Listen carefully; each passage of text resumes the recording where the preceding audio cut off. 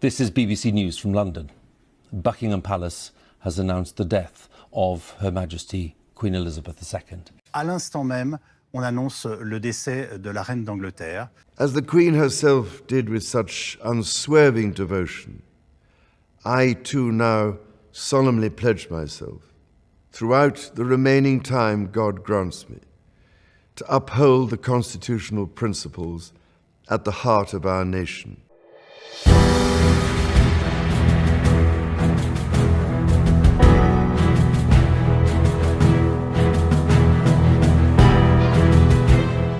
Elisabeth II, qui régnait depuis 70 ans sur l'Angleterre, décède le 8 septembre 2022 à l'âge de 96 ans. C'est donc le prince Charles, son fils aîné, qui devient instantanément roi d'Angleterre. Aujourd'hui, je vais vous parler du couronnement du roi Charles III. À l'heure où je vous parle, nous sommes le lundi 1er mai. Le couronnement a donc lieu le 6 mai, donc samedi. Voilà, donc on est vraiment tout proche de ce couronnement.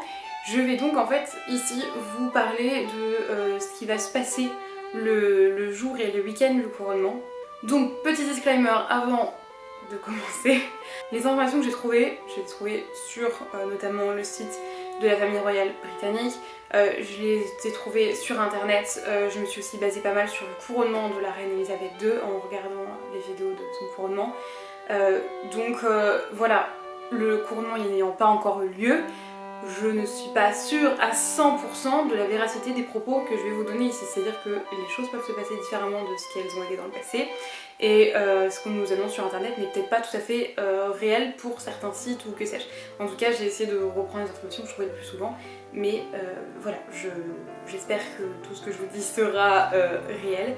Le couronnement du roi prendra donc place le 6 mai à Westminster Abbey et il sera conduit par l'archevêque de Canterbury. Alors pourquoi est-ce qu'il a lieu si tard après le moment où Charles III devient roi et donc après le décès de la reine Elisabeth II? Tout simplement déjà parce qu'on a une période de deuil et parce que c'est un événement d'ampleur mondiale qui demande une énorme préparation, mais aussi parce que évidemment le roi, la reine consort et les personnes qui vont avoir un rôle important dans le couronnement doivent évidemment s'exercer. Le jour où nous on verra le couronnement, ce sera pas la première fois qu'ils feront ces gestes-là, parce que bon, ce serait quand même bête de faire une bourde le jour du couronnement. Donc, j'avais envie de vous parler des invitations qui ont été envoyées par le roi et la reine consort à leurs invités. Donc cette invitation représente vraiment le roi puisqu'on retrouve beaucoup de références à la nature, le roi étant très proche de la nature et très investi dans les questions de l'écologie. On le retrouve vraiment dans les illustrations qui se retrouvent sur cette invitation. J'ai envie d'attirer votre regard sur une figure qu'on retrouve sur l'invitation qui est en fait le Green Man. C'est une ancienne figure du folklore britannique qui représente le printemps, la renaissance et là ça représente un nouveau règne et d'une certaine manière le renouveau de la monarchie. Il est entouré par 4 fleurs qui sont les 4 fleurs qui représentent les 4 pays du Royaume-Uni. La rose Tudor pour l'Angleterre, la jonquille pour le pays de Galles, le chardon pour l'Écosse et le trèfle pour l'Irlande. Voilà pour l'invitation. Il y a 2000 personnes qui sont invitées au couronnement du roi Charles III. C'est très peu par rapport au couronnement d'Elisabeth II, qui donc avait lieu en 1953, où là on retrouvait 8000 personnes présentes. Il y a un fossé absolument énorme. Seront présents des membres de la famille royale britannique évidemment, des membres du gouvernement britannique, d'autres têtes couronnées, des dirigeants étrangers d'autres pays, des célébrités aussi, enfin voilà. Donc là on va rentrer dans le vif du sujet. La reine consorte et le roi partent de Buckingham Palace. Le trajet qui va de Buckingham Palace à Westminster Abbey s'appelle The King Procession. Ils vont faire ce trajet dans le Diamond Jubilee State Coach, qui est donc un carrosse, qui a été créé pour Elisabeth II lors du 60e anniversaire de son règne. Il n'y a que la reine qui est montée dedans, avec parfois le duc d'Édimbourg, donc le prince Philippe, ou certains chefs d'État en visite à ce moment-là. Le roi et la reine vont donc être accompagnés pendant ce trajet par la Household Cavalry, c'est mieux. Pour le trajet, je vais vous afficher une carte du trajet, ce sera plus parlant pour vous. Mais on a donc la procession qui quitte Buckingham, qui passe par la porte centrale de Buckingham Palace, qui descend de l'immense Mall, passe sous l'Admiralty Arch, longe le Trafalgar Square et descendra du Whitehall et le long du Parliament Street jusqu'à arriver à Westminster Abbey. Et donc ils arriveront à Westminster Abbey. Le service à Westminster Abbey commence à 11h. Là je vais du coup vous décrire le déroulé dans les grandes lignes, on va pas aller dans les détails etc. déjà parce que tout n'est pas détaillé dans les recherches que j'ai pu effectuer, j'ai pas trouvé tous les détails et parce que ça prendrait beaucoup de temps et ce serait peut-être pas hyper intéressant pour vous, surtout que comme dit il va avoir lieu dans quelques jours donc vous allez pas attendre longtemps avant d'avoir le reste des informations. Donc premièrement on a ce qu'on appelle la reconnaissance du roi, donc l'archevêque de Canterbury va présenter le roi à l'auditoire qui pourra ensuite l'acclamer. Ensuite, le roi prononce le serment du couronnement qui s'appelle le Coronation Oath Act, qui a été rédigé en 1688. Il est ensuite installé dans le trône, qu'on appelle aussi la chaise du roi Édouard, donc dans le trône du roi Édouard, mais il s'appelle aussi la chaise du roi Édouard, j'espère que c'est clair ce que j'ai voulu dire, qui a été fabriqué en 1300 et qui a été utilisé pour tous les couronnements depuis celui de Charles I, donc Charles Ier, en 1626. Je regarde à côté parce que j'ai mes notes, parce que les dates et tout, voilà, on va pas se mentir, j'ai pas appris par cœur toutes les dates. Donc là, à ce moment-là, arrive un moment clé dans le couronnement qui est un moment un petit peu particulier. Il va être caché par un genre de baldaquin doré, en fait, je vous insérerai des images, je vous insérerai notamment des images du couronnement d'Elisabeth II, etc. pour que vous puissiez voir un petit peu comment ça s'est déroulé à ce moment-là. Donc du coup quand il va être sous ce baldaquin, il va recevoir l'onction en fait par l'archevêque. En fait ce moment-là c'est un moment qui est sacré, qui ne va donc pas être filmé, ou en tout cas ils vont filmer un autre endroit pour qu'on entende ce qui se dit mais sans montrer le roi. Normalement, en tout cas pour Elisabeth II c'était le cas, j'ai pas trouvé d'informations comme quoi ça va vraiment être caché pour le roi Charles III, mais normalement c'est un moment sacré qui n'est pas censé être montré au commun des mortels. Donc normalement il est censé être caché. A lieu l'onction et la bénédiction de l'archevêque. Le roi va être oint d'une huile qui s'appelle l'huile chrismale, qui a été consacrée à Jérusalem dans l'église du Saint-Sépulcre. L'archevêque va faire un signe de croix sur la tête, le cœur et les mains du roi. Ce rituel-là, ça signifie en fait que le roi tient son autorité de Dieu. Le roi est ensuite dépouillé de ses habits d'apparat et il va passer un genre de chasuble en lin blanc qui s'appelle le Columbium Sidonis. En fait ça rappelle sa condition de mortel et ça représente un peu le fait qu'il va arriver nu entre guillemets et humble devant Dieu. Ensuite on va lui passer la super tunica par-dessus, c'est une tunique rose, enfin c'est pas vraiment une tunique à proprement parler mais c'est un, vous voyez un genre de truc qui se ferme comme ça. C'est pas très clair, j'ai pas les bons mots, mais c'est donc un vêtement doré sur lequel en fait on va retrouver des étoiles sur les épaules, qu'on retrouve en fait sur les épaules des prêtres et qui représente la nature divine de la royauté et le rôle du roi en tant que chef de l'église. Là vient donc le moment de lui donner les attributs royaux, notamment l'épée d'État qui signifie l'autorité royale.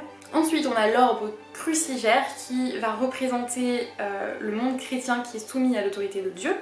Et ensuite on a les deux sceptres. Le sceptre avec la colombe qui représente le Saint-Esprit et donc la miséricorde royale. Puis ensuite le sceptre avec la croix qui représente le pouvoir du roi. Et il va aussi porter l'anneau du sacre, donc l'anneau, une bague quoi. Ensuite vient le moment tant attendu où il va être couronné. Vraiment, donc on va poser la couronne sur sa tête. La couronne qui va être utilisée là, c'est la couronne de Saint-Édouard. C'est une couronne qui est utilisée seulement pour les couronnements, c'est-à-dire qu'elle n'est jamais portée en dehors. La couronne qu'on a beaucoup vue sur la tête d'Elisabeth II à plusieurs reprises pendant son règne, c'est la couronne impériale d'État qui va être utilisée plus tard dans le couronnement, on en reparle après, mais ça n'est pas du coup la couronne de Saint-Édouard, bien qu'elle l'ait portée, mais du coup le jour de son couronnement. Donc cette couronne-là, elle est créée en 1661 pour Charles II. Elle est surmontée d'une orbe avec une croix qui représente le monde chrétien. À partir du moment où elle va être posée, au moment où elle est posée en fait sur la tête du roi, les personnes présentes scanderont 3 fois « Long live the King », qu'on peut traduire par « Long vive au roi ».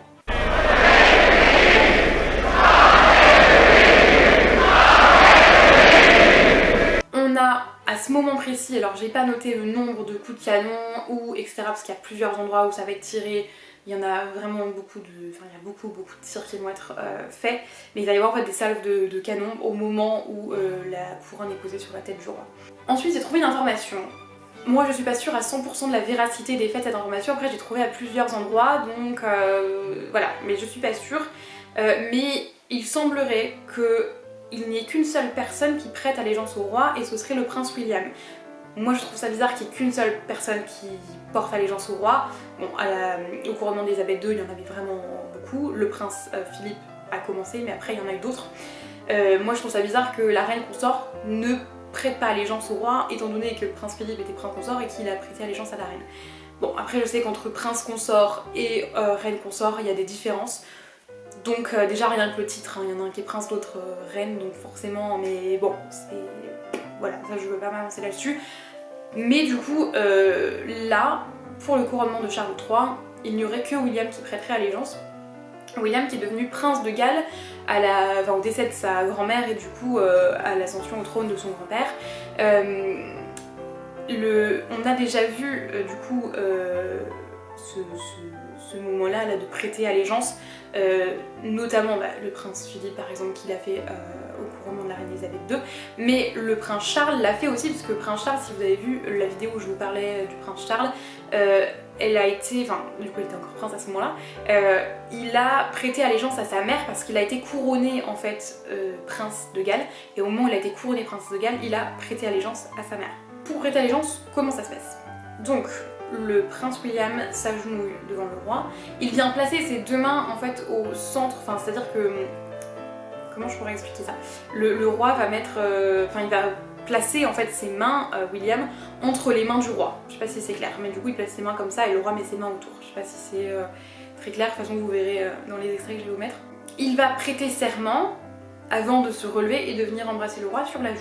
Ensuite, après tout ça, va venir le couronnement de la reine consort Camilla. Donc elle va aussi recevoir l'onction. Par contre, d'après ce que j'ai vu, elle ne sera pas cachée. Elle est ensuite couronnée avec la couronne qui a été utilisée pour couronner la reine Marie, qui était donc la grand-mère d'Élisabeth II, donc l'arrière-grand-mère du roi actuel. C'est la première fois qu'une couronne qui a déjà été utilisée pour un consort, donc un prince consort ou une reine consort, va être réutilisée pour un autre couronnement. C'est-à-dire que normalement, il y a une couronne qui est fabriquée exprès. Voilà, et donc là Camilla va réutiliser une couronne déjà existante. Il y aura des changements apportés, notamment ils vont mettre des diamants qui proviennent de la collection personnelle Elisabeth II. Et il y a, alors sur la couronne, il y a ce qu'on appelle des ponts, donc je sais pas si visuellement vous allez voir, mais ça fait, vous savez, plusieurs ponts comme ça au niveau de la couronne. Et il y en a 4 sur les 8 qui vont être enlevés pour donner un petit peu d'impression de différence, enfin, qui ont déjà été enlevés à mon avis alors aujourd'hui.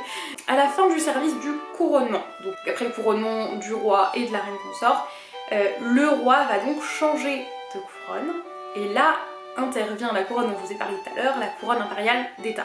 Donc celle-ci, elle a été créée en 1937 pour le couronnement de George VI, et elle est basée sur celle de la reine Victoria, c'est-à-dire que quand ils l'ont fabriquée, ils se sont basés sur la couronne de la reine Victoria. Donc cette couronne-là, elle intervient vraiment à la fin du service. On va échanger la couronne de Saint-Édouard contre la couronne impériale d'État, qui est la couronne qu'on peut retrouver à plusieurs, que les souverains peuvent porter à plusieurs moments importants de leur règne. Après le service du couronnement, une fois que Charles et Camilla vont sortir de Westminster Abbey, ils vont reprendre un carrosse, pas le même carrosse que tout à l'heure, mais le Court State Coach, qui lui a été construit en 1762 et qui a été utilisé lors de tous les couronnements depuis 1831. Ils vont être rejoints par certains membres de la famille royale afin d'entamer la procession retour qui s'appelle The Coronation Procession. Voilà, donc ils vont retourner à Buckingham Palace. Une fois à Buckingham Palace, arrive la scène mythique qu'on a vue dans plusieurs événements royaux, notamment les mariages royaux, les jubilés, etc. C'est la scène du balcon, donc le roi et la reine se présentent au balcon avec certains membres de la famille royale et pourront à ce moment-là être acclamés par le public. Et donc ce moment-là va conclure les événements, la cérémonie de la journée, donc de samedi. Ensuite, il y a plusieurs événements qui vont se dérouler dans le week-end, notamment le 7 mai, on a The Coronation Concert qui se passe au château de Windsor et qui va être diffusé par la BBC. Toujours le même jour, on a le Coronation Big Lunch. Alors là, c'est un petit peu tout le monde à travers le pays qui va se retrouver pour faire un genre de pique-nique, un repas en fait ensemble et partager un moment ensemble. Et le 8 mai, il y a le Big Help Out. Donc là, c'est un jour qui est fait pour encourager les gens à faire du bénévolat pour supporter les communautés locales. Et je trouve ça vraiment chouette pour le coup. Et donc on a fini avec cette vidéo, j'espère que ça vous a appris quelques petites choses, que vous avez trouvé ça intéressant, que ça vous aura un petit peu donné une vision globale de ce qui va avoir lieu le jour du couronnement. Comme dit, c'est une vidéo qui est relativement condensée, je voulais vraiment vous donner une vue globale de l'événement sans pour autant aller dans le moindre détail et que peut-être ça devienne soporifique. Donc j'espère que ça vous a plu et on se retrouve dans une prochaine vidéo. Bye!